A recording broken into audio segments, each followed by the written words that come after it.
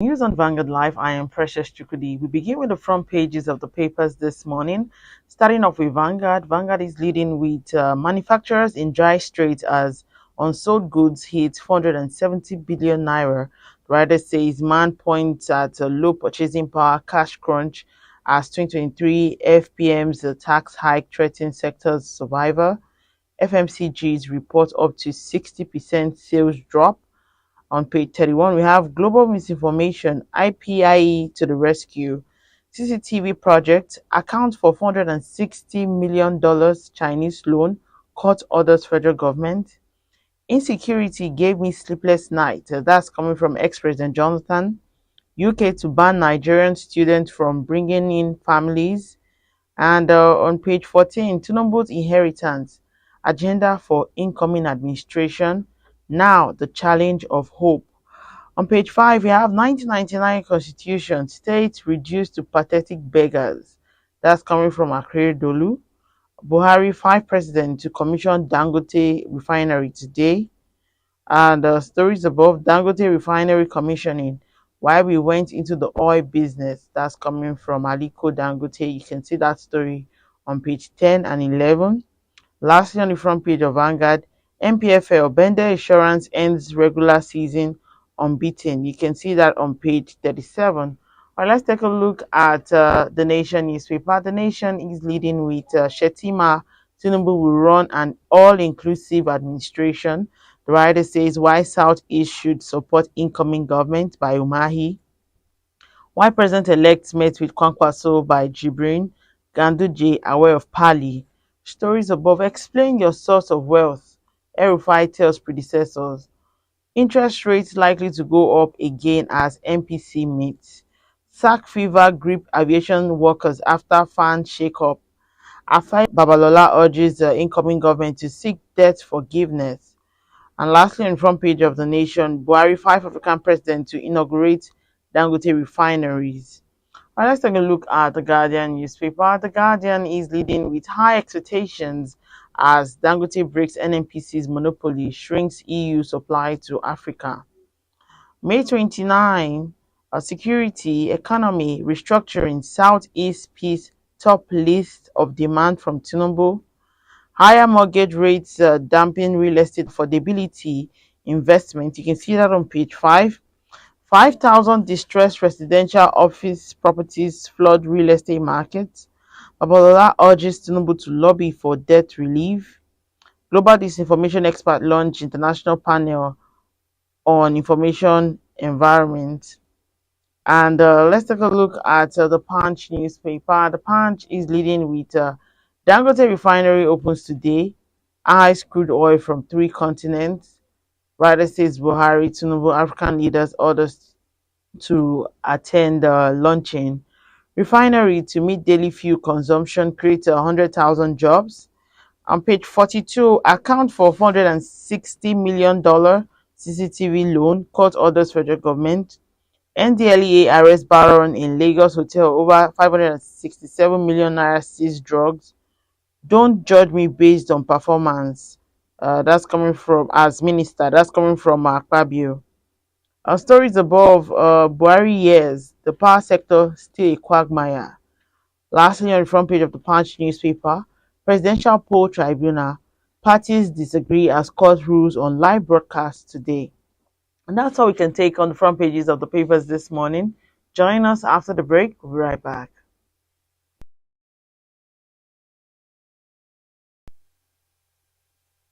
All right, welcome back. If you're just joining, still today in the news on Vanguard Life, I am Precious Chukudi. Joining me to talk about some of the stories on the front pages of the papers this morning is Mr. Ali Mohammed, CEO of Magnet Communications, also former editor of Daily Times and Concord Newspaper. Good morning, sir. It's good to have you join me this morning. How are you? Very well, thank you.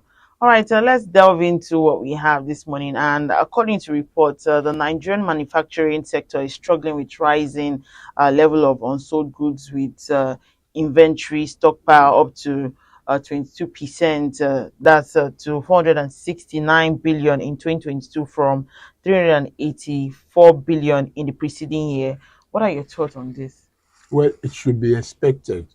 Look at if you look at the rate at which Nigerians has continued to descend very low in terms of access to funds. That has been on before the replacement of the Naira notes, championed by Emefiele and the outgoing president, which further encroached on the already bad situation on ground. The truth of the matter is that in Nigeria today, all sectors of the economy have been affected by lack of money. Farmers have products that they couldn't sell for months, stocked in their farms. Products like eggs, there has been a glut in that area. Chicken, there has been a glut. And as a matter of fact, the price of chicken fell from about 6,500 to 4,000. And in some places, you can get a whole chicken live for 3,500 now. They are just trying to reduce the price, not minding the cost of production. They are reducing the price to ensure that they have some sales. It is the same thing in the production sector. Most companies are producing at about between 40-45% production, yet they are not earning the expected income from all their products. This is the cumulative effect of the state of the nation's economy. A nation that thrives on debts, loans, and those loans are not channeled to what they are meant to be channeled to. They come in through inflated contracts. Take, for instance, the railway development in Nigeria. If you look at the cost in dollars, it is at variance with what is obtainable in other parts of the world. You will tell me that it is because those countries have easy access to dollars and we don't. But the issue is that what is the level of our exports as a country? How many things are we exporting? We are importing a lot of things, far more than we export. If you are exporting far more than you import, chances are that you will have access to more dollars as part of your income. You will have access to pound sterlings as part of your income. If you export to a place like China, you will have access to their local funds there. But we do more of importation. We import toothpicks. We import toilet rolls. We import sanitary pads. We import all sorts of things that we are supposed to be producing in Nigeria. You are not earning foreign income. You are not earning anything from abroad. All you do is to the little foreign exchange that you have, you push them out for importation. Take, for instance, the oil sector. We produce crude oil. We don't have a single functional refinery. Thank God that Dangote refinery will be commissioned today. It is a ray of hope. And just like they said, I want to believe what has been said, that the daily production of petroleum products from that refinery will meet the local consumption and probably will be able to export to some other African countries. I pray that happens. It will be a relief.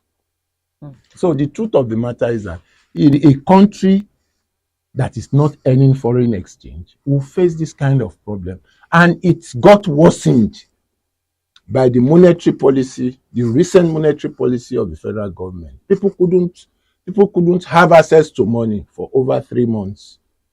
And you can imagine the effect of that silly move. All over the world, they do change currencies. The new and the old circulate side by side. What happens is that once the old gets into the bank, it doesn't come out again. Look at when Queen Elizabeth died, Britain brought in a new currency with the head of the new king there. They did not stop the circulation of the old one. The new and the old were circulating concurrently till such a time that the old currency will cease to circulate. Because once the old currency gets into the banks, it doesn't come out again. But this monetary policy was not well planned. It was politicized. And this had an adverse effect on the economy of the country. That is what you are seeing today in the glut that we have in the production sector. So what's our way out of this situation? I have just said it. Encourage exports. Like I said, Dangote is coming on stream now. Whatever finished products that comes from that place can be exported to Chad, Niger, Republic of Benin. Start with all those African countries. And the government must not make the mistake, excuse me, of selling crude oil to Dangote at the price that it is sold in the international market.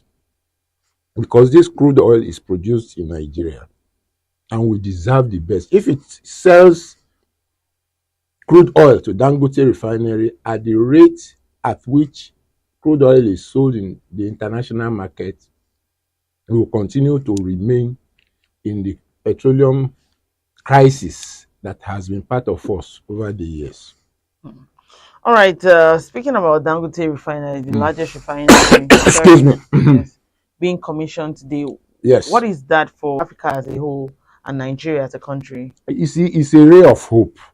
And I pray that it will meet our expectation, because I have been praying all the while that we have a refinery that can give us enough refined products. It is embarrassing that Nigeria, as an oil-producing country, does not have a functional refinery, and dollars of yearly allocation goes to these moribund refineries. You start asking what they do with the votes that goes to all the 4 refineries that are not working. It's another wastage, because they vote money for turnaround maintenance of those refineries, I think twice in 3 years, once or twice in 3 years. The turnaround maintenance will be done, and you don't have finished products coming out of them. It is part of the wastage that we have that is sinking deep in the economy of Nigeria. So it's a ray of hope that we have Dangote refinery commissioned by the outgoing president today. It is a promise of the availability of refined products, not only to the benefit of Nigeria, but to the nearest African countries to Nigeria, like Ghana, Republic of Benin, Chad, Niger. They are largely going to benefit from the commissioning of Dangote refinery today. Don't forget that presidents from other parts of Africa are coming in. And they are coming in is not just to witness the ceremony, but to exploit possibilities of doing business with Dangote refinery. So it is a great hope. It offers a great hope for us as a country and for the African continent. All right, let's move ahead and talk about this one. Now, Governor Rotimi AKEREDOLU has expressed worries that states in the Federation have been reduced to pathetic beggars. And he also recommended that we go back to the 1963 Constitution. He sees that as a preferred regionalism. Option. So what do you think about that? You see, the problem with Nigeria is corruption. I am not hiding that. What are the states doing with their security votes, which runs into billions of naira. Only the governor have access to that security vote. He decides how he wants to spend it through the office of accountant general in the government house. They have an accountant in the government house that sits on this votes. What are they doing with the security votes? That is where they take a lot of money into their private pockets. That security vote must be looked into because it is an opportunity for those at the helm of affairs in states to have access to free funds. We've had ecological votes that have been given to states, but they were diverted. The fund was diverted by a lot of states. You have derivation votes that goes to oil producing states from the federal government apart from the federal allocation. What are the states doing with that fund? During COVID, the states got financial support in billions. What did they do with it? I disagree with AKEREDOLU. The day we adopt accountability in the running of the state's governments, then the state will cease to be beggars. Most of these, we have a governor in Nigeria that stole over 40 billion. The EFCC got a court to claim that money, put a law on that money, and the governor concerned didn't have access to that funds. He went to court. The judgment was reversed. In other parts of the world, that governor will be impeached by the legislator. It didn't happen. But somebody is now coming out to say that states have been reduced to beggars. It is a self-imposed problem for the states because almost all the governors in Nigeria see the state treasury as their personal treasury. They go there, take money, do whatever they like. Some of the governors that are in office today, they declared their assets. We all know what they had before they became governor. Go and check out what they have now in terms of houses, private jets. Some of them have private jets. I know a minister in Nigeria that owns a private jet because he is a minister in the federal government of Nigeria. You see, I don't know how much a man needs to enjoy life, but I believe that a man doesn't need billions of naira to live his life. In fact, billions of naira will make any greedy man die young, and that money will go into the coffers of the banks because a lot of their family members do not even know the accounts where they keep this money because they believe that it should be secret and it is not earned. So that money must be placed in a secret account, and in the process, the owner dies. The family do not have access to that funds. So who is the loser? The same governor and his family. So people should be careful how they steal government money in Nigeria.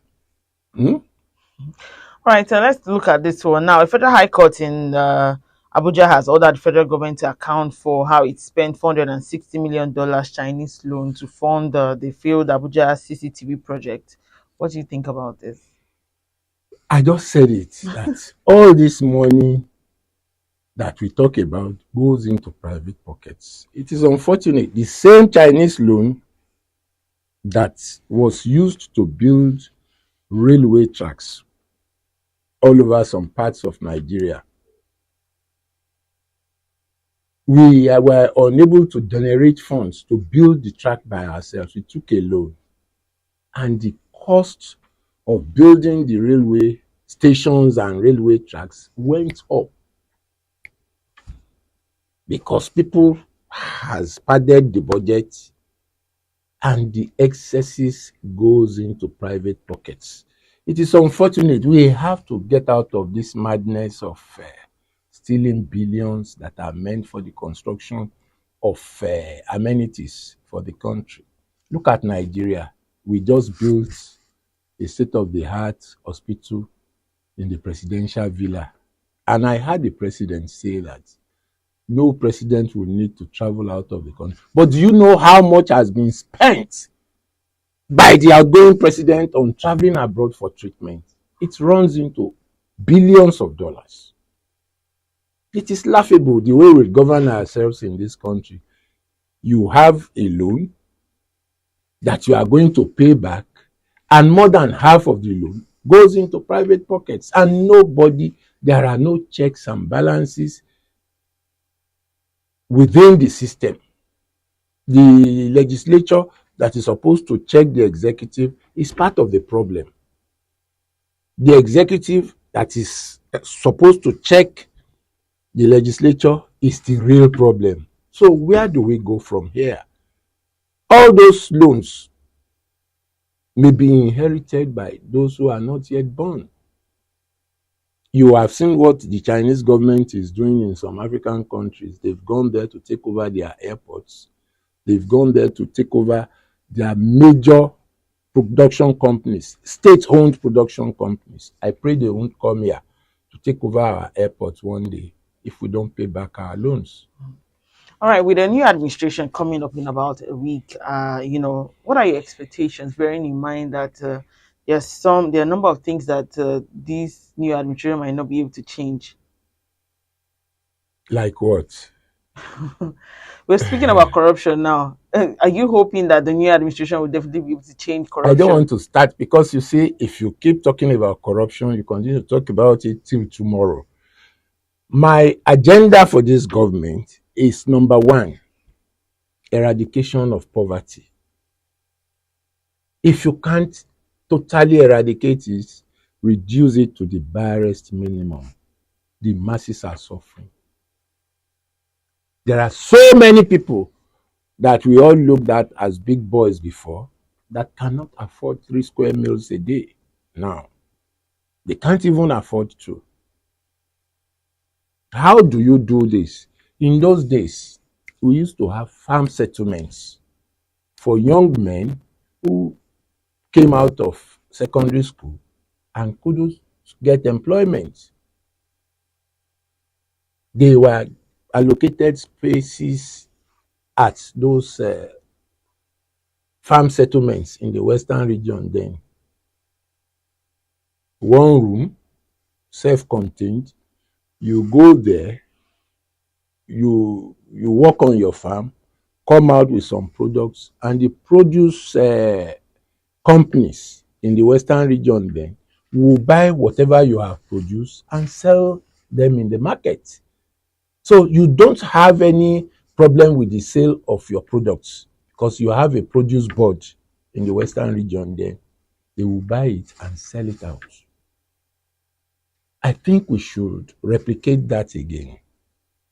Then 2, we must resolve the issue of energy. This, you talked about production, excess production by a lot of companies. At what price?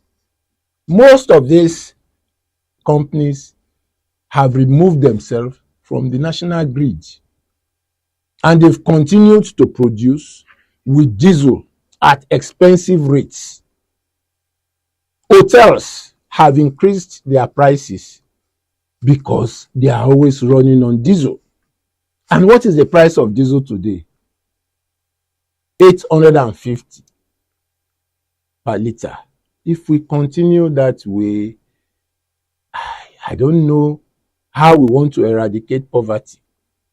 Today, a lot of people cannot fly because of the cost of, what do they call this?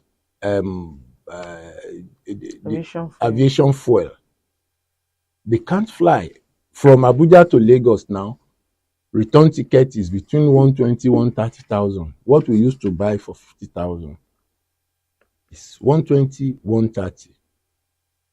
So if we have all these products available in Nigeria, then the poverty rate will reduce. People will have access to light. People will have access to transportation. People will have access to all the good things of life.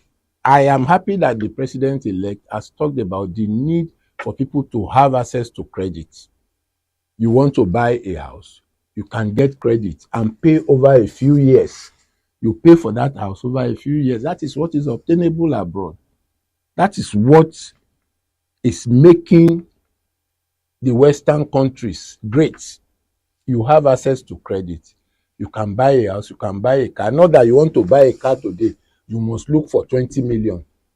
If you can't get 20 million through your personal efforts, you want to steal if you are in government because you don't have access to credit. You want to prepare for the day you will retire because you are not sure that your pension will be paid when you are retired. So you loot. If you are in government, you loot government funds. If you work with a private company, you loot their funds and it becomes a court case. So let Nigerians have access to credit.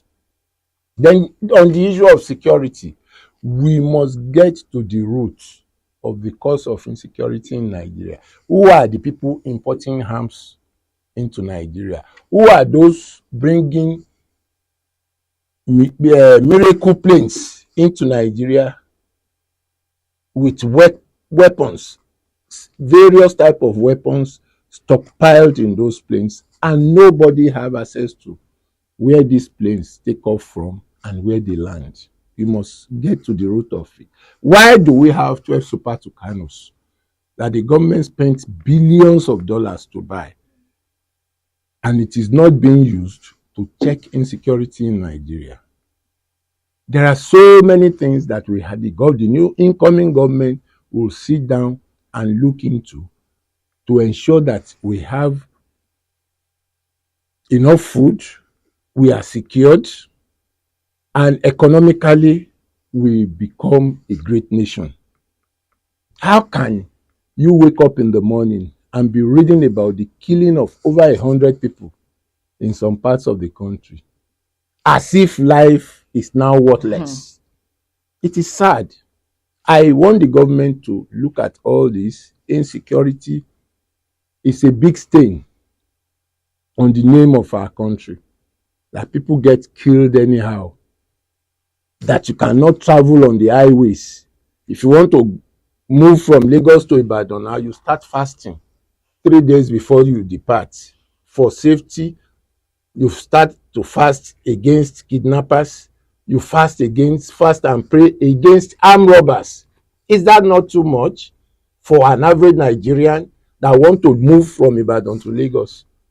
And that is why you see abroad you don't have to pray much, because the system has taken care of those things that you pray about. So I don't know when this will happen in Nigeria, but I pray fervently that under this new administration, Nigerians will have access to enough money to take care of their lives. You see people dying anyhow. Some people that you look at as big boys are suffering. They are suffering, but they can't talk. In the process, they slide into depression, and you just read that the person is dead. I know so many. I know one of my relations just died, and it was the same problem. He couldn't tell anybody that he had that issue because he felt it would be embarrassing to start calling on people that, look, I don't have money. And so we must empower Nigerians. The society must be freed from the hands of hired killers and bandits and Boko Haram, by whatever name they are called, and let us have some peace in the country. All right, let's take a look at Mr. and Mrs. before we go. And Mr. is speaking this morning, says, the money I gave you for the market was not enough. Nothing is ever enough with women. Do you think we pluck money from trees? Men wear the shoes, so we know where it pinches. And Mrs. replies, says, let's hear word. Don't men wear shoes too? they wear shoes, very expensive ones, so they don't know where it pinches.